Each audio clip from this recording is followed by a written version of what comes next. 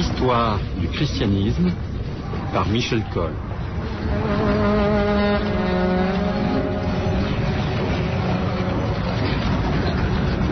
Révolution et déchristianisation.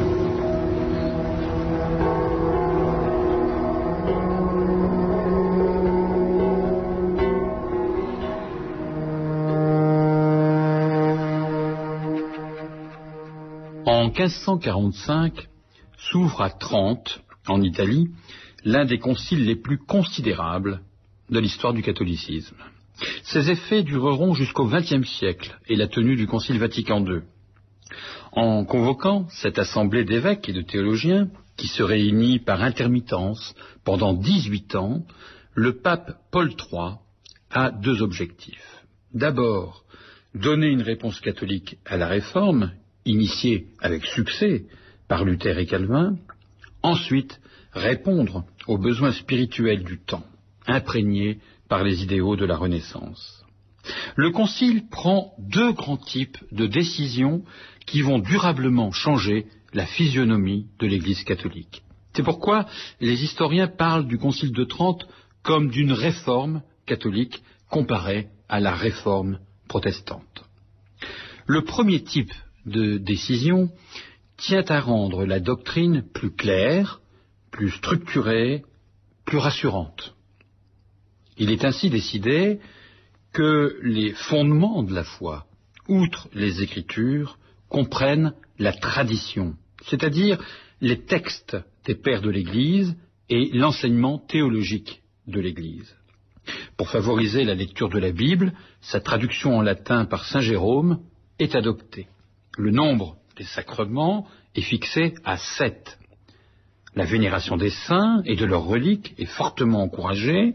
Les indulgences, objets, rappelons-le, du contentieux avec Luther, sont maintenues, mais elles ne sont plus vendues. Une deuxième série de décisions vise à s'adapter à la nouvelle demande religieuse. Pour fournir un clergé plus instruit et pédagogue et des évêques capables de bien diriger un diocèse, on crée des centres de formation, les séminaires. Mesure phare du Concile de Trente, en 1566, un catéchisme romain, rédigé par l'archevêque de Milan, Charles Borromée, est édité pour aider les prêtres dans leur prédication et leur instruction. Ils sont aussi pourvus d'un bréviaire qui contient des prières censées nourrir leur vie spirituelle au quotidien. Le pape emblématique de la mise en œuvre du Concile de Trente est Pie V. Ancien grand inquisiteur, profondément pieux mais foncièrement intransigeant, il met en place l'index pour censurer les livres non conformes à la foi et aux mœurs. Il est surtout connu pour la fameuse messe qui porte son nom et dont se réclament les disciples traditionalistes de Monseigneur Lefebvre. Le Concile de Trente est une réussite, dans la mesure où il donne un coup d'arrêt aux mœurs délétères de la papauté et du clergé. De même, sa mutation doctrinale et disciplinaire lui permet de résister aux assauts de la réforme. L'esprit du Concile de Trente se résume dans une affirmation restée célèbre: hors de l'Église, point de salut. Le problème est que cette conviction datée continue d'imprégner des mentalités catholiques près de 5 siècles plus tard. Deus in adiutorium meum intende.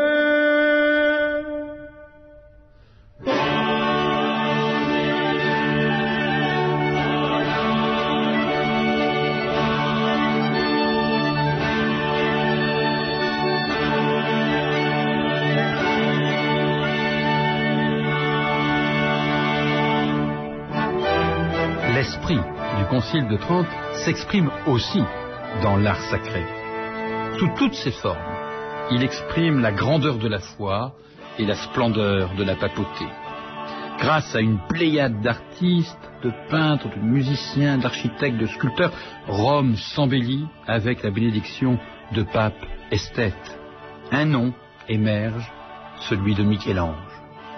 À la fois Peintre, sculpteur, architecte, poète, il met la dernière main, mais quelle main, au chantier de la basilique Saint-Pierre.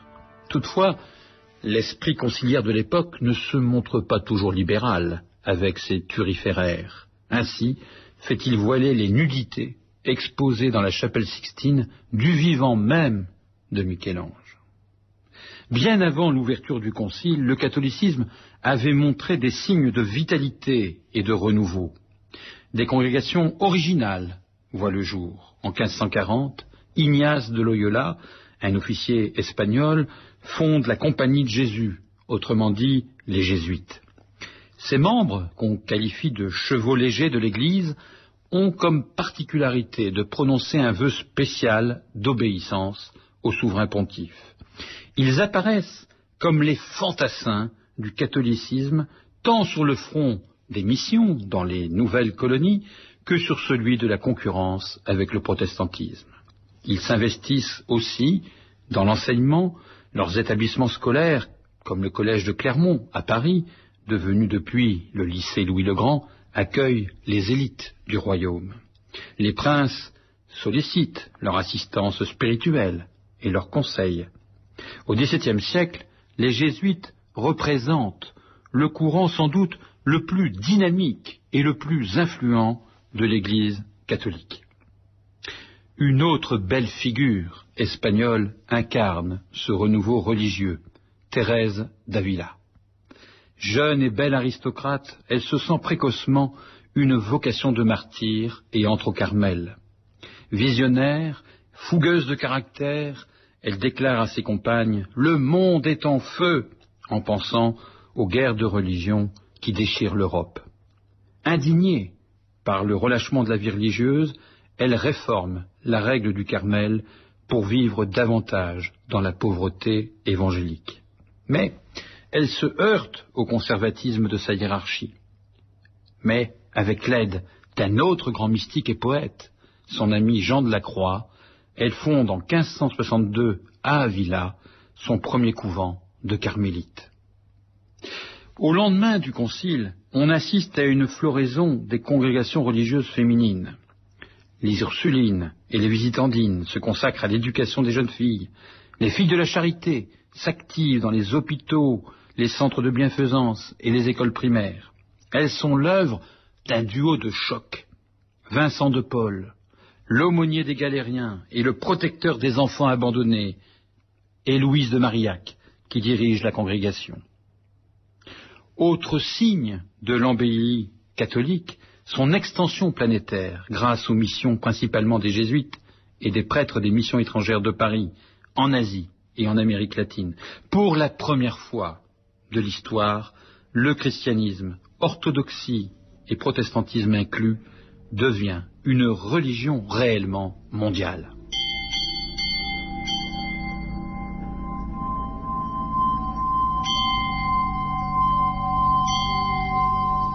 Mais la révolution catholique portée par le Concile de Trente est dépassée elle-même par la révolution culturelle à l'œuvre dans la conscience européenne. Une nouvelle culture s'élabore en dehors de la sphère religieuse. Elle est liée aux avancées des connaissances et des techniques scientifiques. L'affaire Galilée, qui éclate au XVIe siècle, est révélatrice de l'antagonisme qui s'instaure entre la vision du monde catholique et celle du monde scientifique. L'astronome toscan est condamné par l'Inquisition pour professer que la Terre tourne autour du Soleil, lui-même étant le centre du monde cosmique. Pour l'Église, ces déclarations sont hérétiques, inacceptables, car elles contredisent la lecture littérale du récit de la Genèse.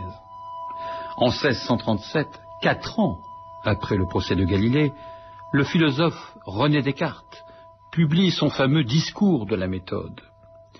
Sa célèbre formule « Cogito ergo sum », je pense, donc je suis, exprime bien sa pensée. L'origine de la certitude cartésienne n'est plus Dieu, mais l'individu. Sur la scène politique, les souverains s'affranchissent de leur solidarité naturelle avec l'Église, édifiée au Moyen-Âge, pour prôner un nouveau principe de gouvernement, la raison d'État. Même la justice, ancien bras séculier de l'Inquisition, prend ses distances avec la religion. Ainsi, signe du recul des croyances au diable, les procès en sorcellerie tombent en désuétude à la fin du XVIIe siècle. Par ailleurs, les missions dans les colonies révèlent des civilisations lointaines pourvues de codes moraux et de valeurs complètement inédits et qui fascinent les intellectuels occidentaux. Enfin, sur son propre terrain, la religion bute avec les prémices de cette pensée rationalisante qu'on appelle la sécularisation. La désacralisation des lieux de culte et de la personne du prêtre, qui s'opère surtout au XVIIIe siècle, est à mettre au bilan de l'influence protestante. Elle correspond à l'offensive intellectuelle contre le catholicisme des encyclopédistes tels que Denis Diderot et des philosophes des Lumières menés notamment par Voltaire.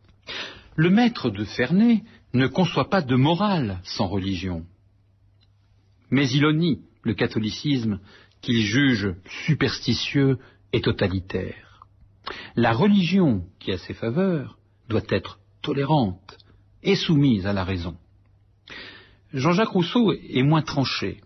Ses croyances en Dieu et dans l'immortalité de l'âme rejoignent les convictions chrétiennes. Mais il souhaite confesser celle-ci hors de l'Église, dans le cadre d'une religion civile, respectueuse des lois de la société. L'anticléricalisme de Voltaire et le déisme de Rousseau, entre autres, se répandent dans toute l'Europe.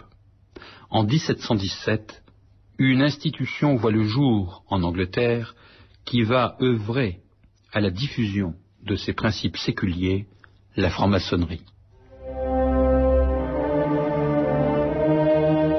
Les hommes religieux combattent la liberté, et les amis de la liberté attaquent les religieux. Des esprits nobles et généreux vantent l'esclavage, et des âmes basses et serviles préconisent l'indépendance. Des citoyens honnêtes et éclairés sont ennemis de tous les progrès, tandis que des hommes sans patriotisme et sans mœurs se font les apôtres de la civilisation et des Lumières. Où l'amour de l'ordre se confond avec le goût des tyrans et le culte saint de la liberté avec le mépris des lois humaines, où rien ne semble plus défendu, ni permis, ni honnête, ni honteux, ni vrai, ni faux. Alexis de Tocqueville, de la démocratie en Amérique.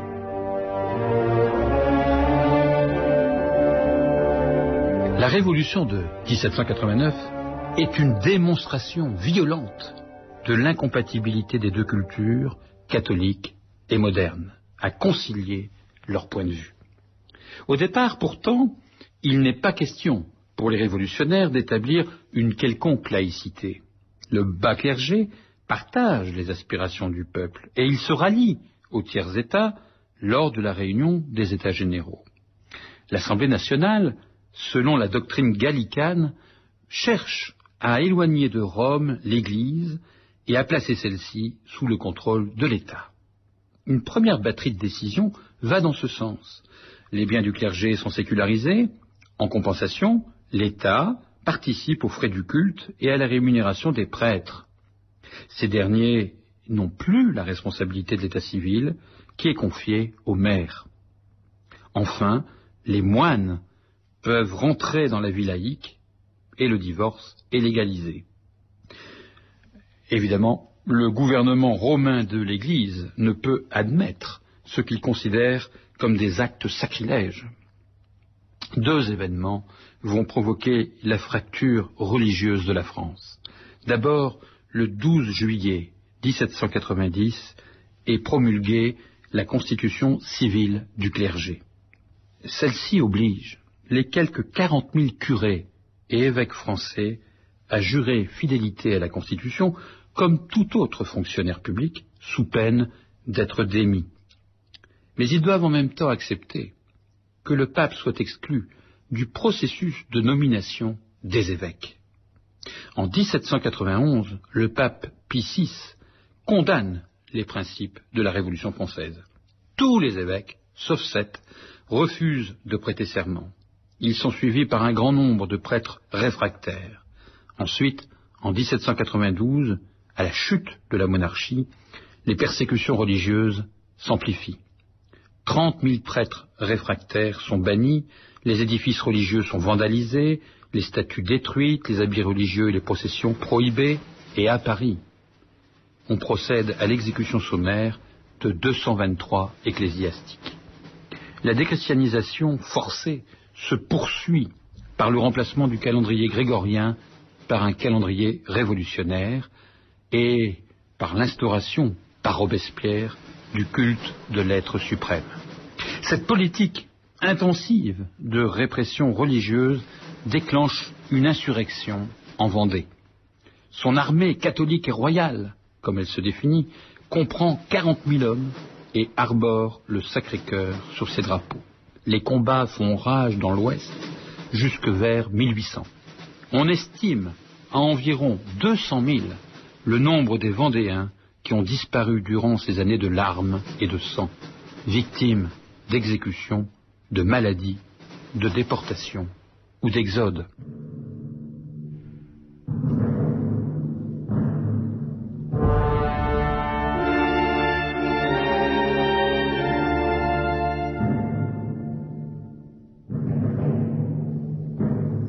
Quoi de plus contraire au droit du Dieu créateur qui borna la liberté de l'homme par la défense du mal que cette liberté de penser et d'agir que l'Assemblée nationale accorde à l'homme social comme un droit imprescriptible de la nature.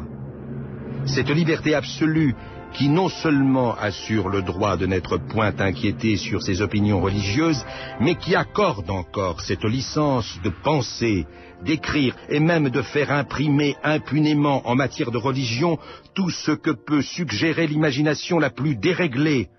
Droit monstrueux qui paraît cependant à l'Assemblée résulter de l'égalité et de la liberté naturelle à tous les hommes. Mais que pouvait-il y avoir de plus insensé que d'établir parmi les hommes cette égalité et cette liberté effrénée qui semble étouffer la raison?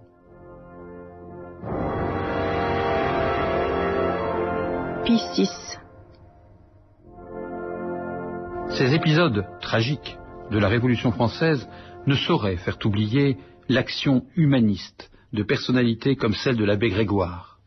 Cet évêque constitutionnel fut un promoteur ardent de l'abolition de l'esclavage et de l'assimilation des Juifs. Il n'empêche, la Révolution a durablement créé dans le pays deux sensibilités à fleur de peau qui ne manqueront pas de s'opposer au cours de l'histoire.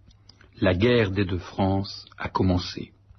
À la même époque, une autre révolution, outre-Atlantique, a réussi à régler pacifiquement les rapports entre la religion et l'État. C'est la Révolution américaine. Dans sa constitution de 1787, le pouvoir politique affiche solennellement sa neutralité en matière religieuse. Depuis, les choses ont bien changé. Le jour de son investiture, le président américain prête serment sur la Bible en présence d'un pasteur protestant, d'un évêque catholique et d'un rabbin. Et sur les billets de banque et les pièces de monnaie, on peut lire ces mots « En Dieu, nous plaçons notre confiance ». Sur la question de l'effectivité sociale de la religion, il y a bien plus qu'un océan qui sépare la France des États-Unis.